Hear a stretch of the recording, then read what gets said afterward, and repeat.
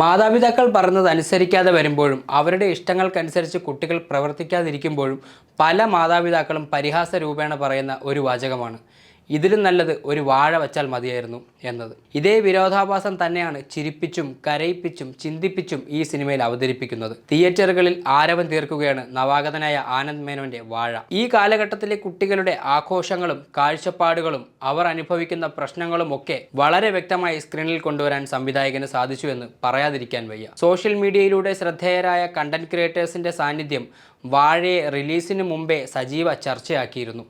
പ്രായഭേദമന്യേ എല്ലാ പ്രേക്ഷകരെയും ചിത്രം ഒരുപോലെ പ്രീതിപ്പെടുത്തി. 90s കിഡ്സിന് ഒരുപാട് നൊസ്റ്റാൾജിക് മൊമെന്റ്സ് സമ്മാനിക്കാൻ സിനിമയ്ക്ക് കഴിഞ്ഞു.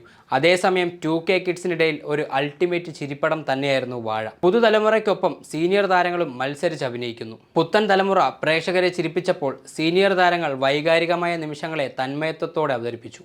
സിജു സണ്ണി, അമിത്, ജോമോൻ ജ്യോതിർ, അനുരാജ്, സാഫ്, അൻഷിതനു, ഹാഷിർ, അശ്വിൻ, ശ്രുതി മണികണ്ഠൻ, സിയ വിൻസെന്റ്, മീനാക്ഷി ഉണ്ണികൃഷ്ണൻ എന്നിവരെല്ലാം തകർത്തഭിനയിച്ചിട്ടുണ്ട്.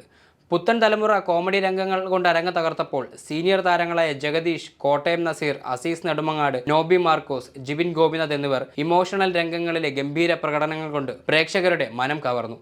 ആനന്ദ് മേനോൻ തൻ്റെ ആദ്യ ചിത്രമായ ഗൗതമൻ്റെ രഥത്തിൽ നിന്ന് വളരെ വ്യത്യസ്തമായ പ്രമേയമാണ് കൈകാര്യം ചെയ്തത്. വാഴയാകട്ടെ മേക്കിംഗ് രീതി കൊണ്ട് വ്യത്യസ്തമാക്കിയിരിക്കുന്നു. ജയ ജയ ജയ ജയ ഹേ, ഗുരുവായൂർ അമ്പലനടയിൽ എന്നീ സിനിമകളുടെ സംവിധായകനായ വിപിൻദാസിൻ്റെ മനോഹരമായ തിരക്കഥ ഈ സിനിമയുടെ ഒരു വലിയ ശക്തിയാണ്. Biopic of A billion boys എന്ന ടാഗ്ലൈനോടുകൂടി പ്രദർശനത്തിനെത്തിയ ഈ ചിത്രം കണ്ടു കഴിയുമ്പോൾ ശരിക്കും biopic of A billion family എന്ന് നമുക്ക് തോന്നിപ്പോകും. അതാണ് ഈ ചിത്രത്തിൻ്റെ വിജയവും.